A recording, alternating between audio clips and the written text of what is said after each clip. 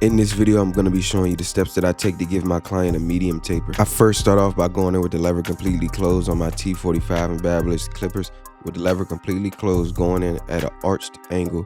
Using the corner of the blade, here I'm going in with the next step. I'm going in with the lever completely open, setting in the same exact shape, going up about a full inch just to give myself room to blend this area. Here I'm going in with the number 1 guard with the lever completely closed.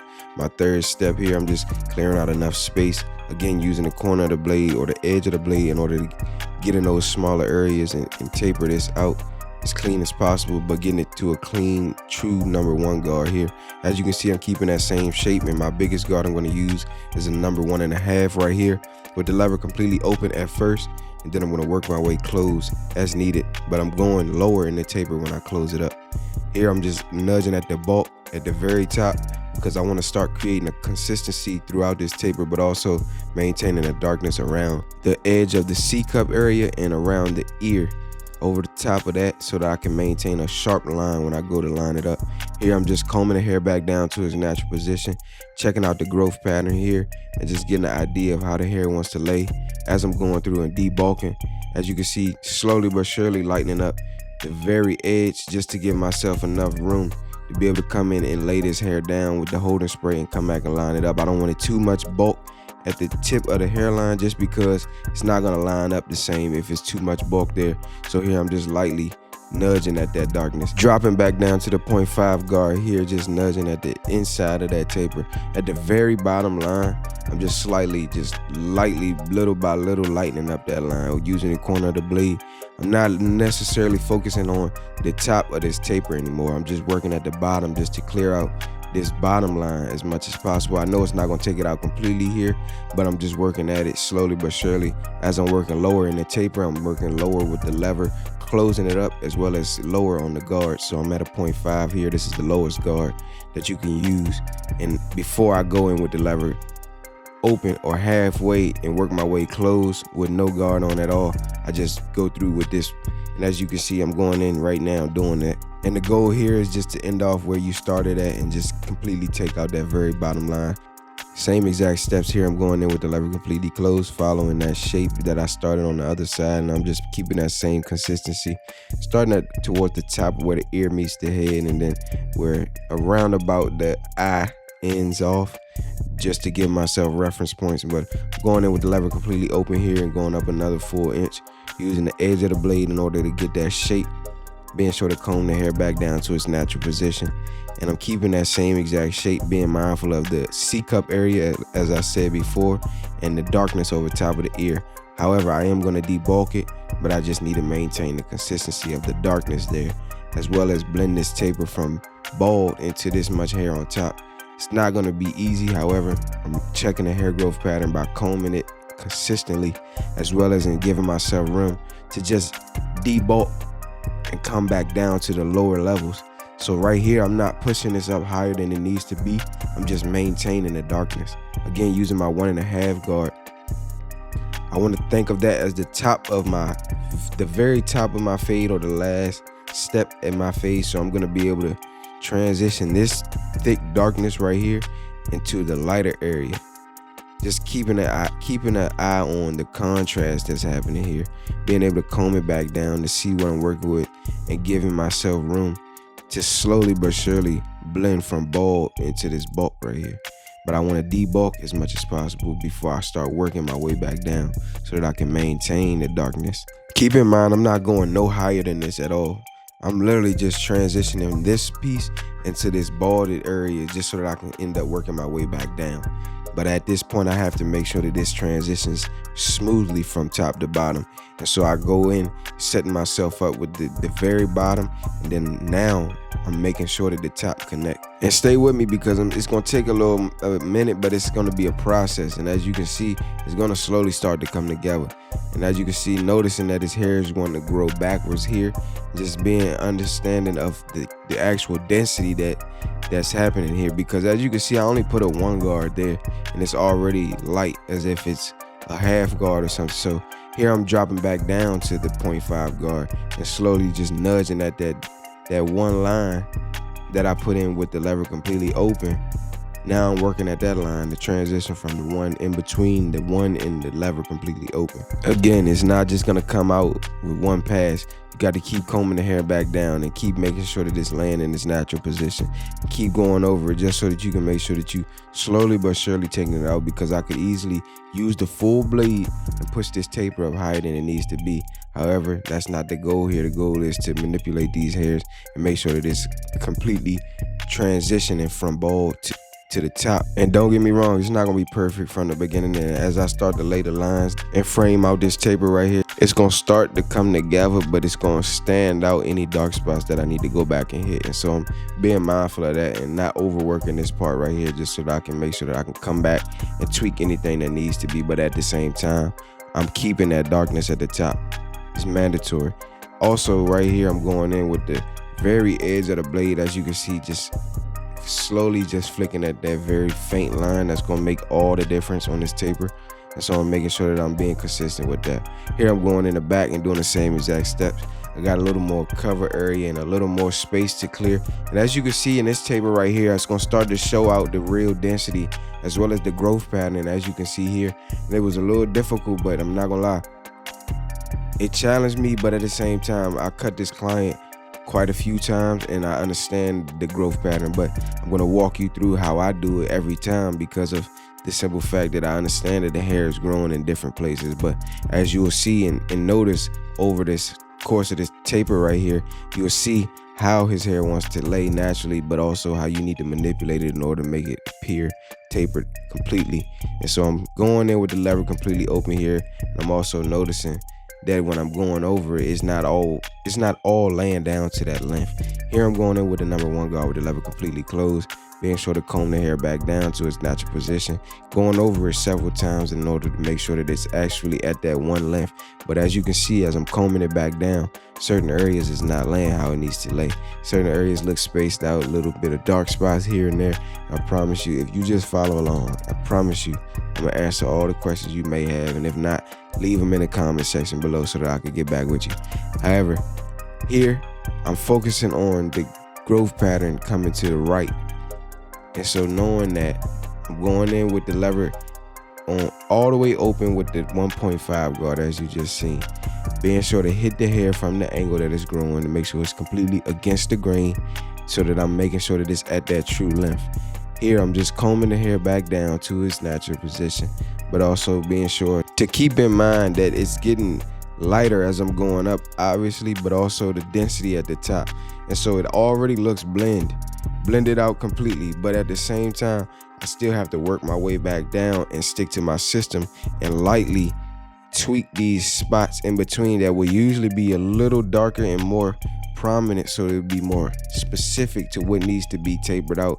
However, here I'm just manipulating the darker spots as I'm working back down in order to make sure that this is completely consistently blended all the way through without pushing it too high, because I'm using the same system, but I don't need as much work because of how light it is. It's blending itself out. And so I'm down to the 1 guard here, and I'm using very light strokes in between the 1.5 and the 1 in order to get this consistency throughout the very top, but maintain the darkness. Again, keeping in mind the hair growth pattern, as you can see, the way that it wants to grow, dropping down to the 0 guard here with the lever completely closed. And I'm staying at that very bottom line, and I'm flicking from that line, well, from under that line and up through that line. However, I'm not going over top of it. And I'm using the edge of the blade, just manipulating the darker spots. As you can see, it's allowing me to get in smaller spaces. Here I'm going in, lightly flicking with the lever halfway in between where I put the first initial ball guideline in, as well as an opening the levers to set in my second guideline. Now I'm using the lever halfway to work in between that.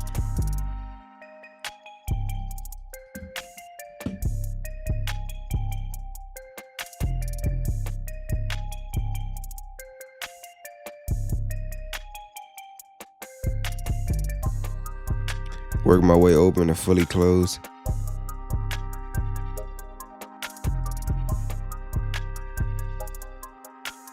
As I mentioned before, I'm maintaining this bulk right here, but also I'm gonna take my time to go in and debulk it lightly, just to show you how much of a difference it makes when you clear up the hair over top of the line. Because as you can see, this right here is not even actually a pushback, because that hair that's floating over top of that, it needs to go anyway because it's just overhang, and it allows me to give a sharper line, a sharper, cleaner look, a lasting line, because had I just lined it up the way that it was before, it would not have lasted. And now I'm combing it back out to hit the overhanging hairs again, just to make sure that everything lasts. So by the time he washes and then walks out the shop and a little hair or air hits it and it blows in a different way, or he rub his hair or anything, the line is still there. A lot of the times you don't want to push it back or push it in or take it in too far, but a lot of the times you're not even lining up the natural hairline. You're just lining up overhang that doesn't have any type of structure, and this is not a pushback at all.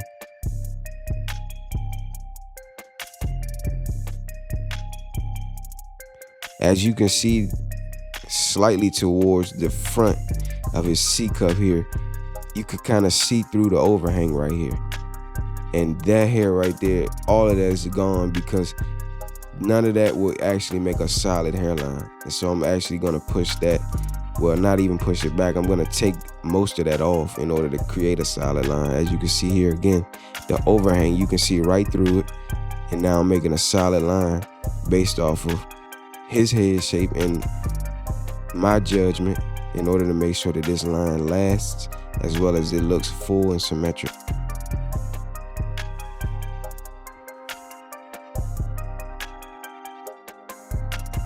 Start at the top, start at the bottom, work my way in between and connect the dots.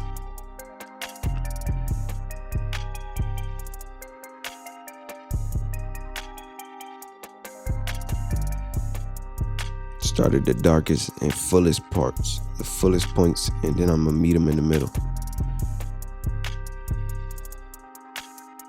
You wanna become one with your trimmers. You wanna feel like you actually laying down a law when you using your trimmers. You do not want to be scared using your trimmers, because I promise you, they will take control of this cut quick, and this whole line is going to turn into a disaster. So you want to become one with your tools and allow yourself to be comfortable when you cutting, so that you can make sure that you can consistently put out great work.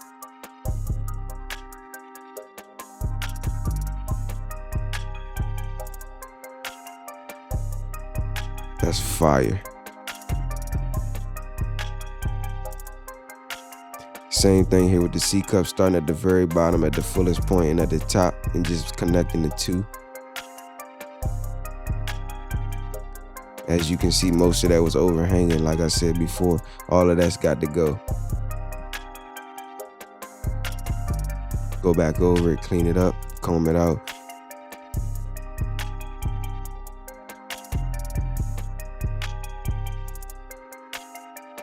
And as you can see, just as I said before, after you put the line on it, you can see the imperfections. And so I always go back and detail anything that's standing out to me or sticking out that I feel it could be blended or debulked or need to be taken off, or it doesn't even matter. I'm just gonna go back over my work. And I feel like this seals the deal on the taper, and it stands out any imperfections that you need to go back over and clean up and detail. By all means, go back and do so. Starting with the vertical bars here on the front line, and then I'm gonna start in the middle and work my way out to each side, just to create symmetry and make sure that I'm playing connected dots, so that I'm not trying to create a line out of nowhere. Making sure that I use reference points in order to connect these and make sure that everything comes together smooth. And literally in real time, as I'm lining this up, I didn't like the bulk right here, and so I'm going back over it, and I peeped it in the mirror. And so that's why I use my mirror and all of that, everything to my advantage, in order to give myself as much resources as possible and utilizing my space and my area to my advantage. Here I'm doing the same exact thing, just following to the top of that vertical bar, connecting everything. And I'm not changing the position of the trimmer. I'm just walking straight from the middle to the side and being sure to follow up in order to make sure that this point on the end is very sharp. Even if I gotta go over it several times, just making sure that everything is at its fullest and finest and sharpness. And as you can see, towards the tip of his hairline is not the fullest. However, I'm not pushing it all the way back to where it could get darker, because that's a pushback.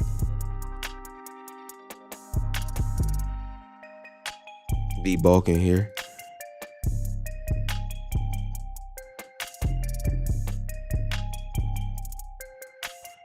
He just wanted to line up the beard and the mustache, keeping it a goatee and disconnecting it.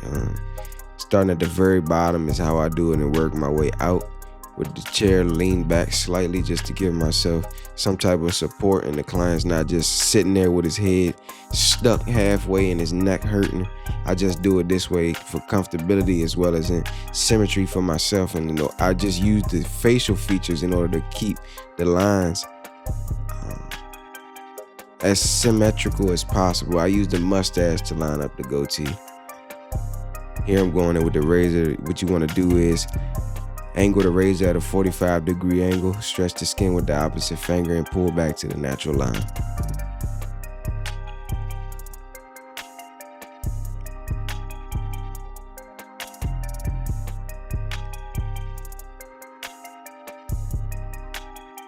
Precision.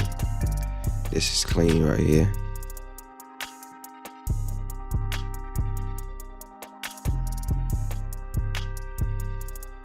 This is clean right here. Clean up the eyebrow. And without further ado, this is the final cut. If you like this video, be sure to like this video. Let me know what you like or don't like about this video in the comment section below. Hit that subscribe button, turn on that bell. My name is Carol, and I'll catch you in the next one.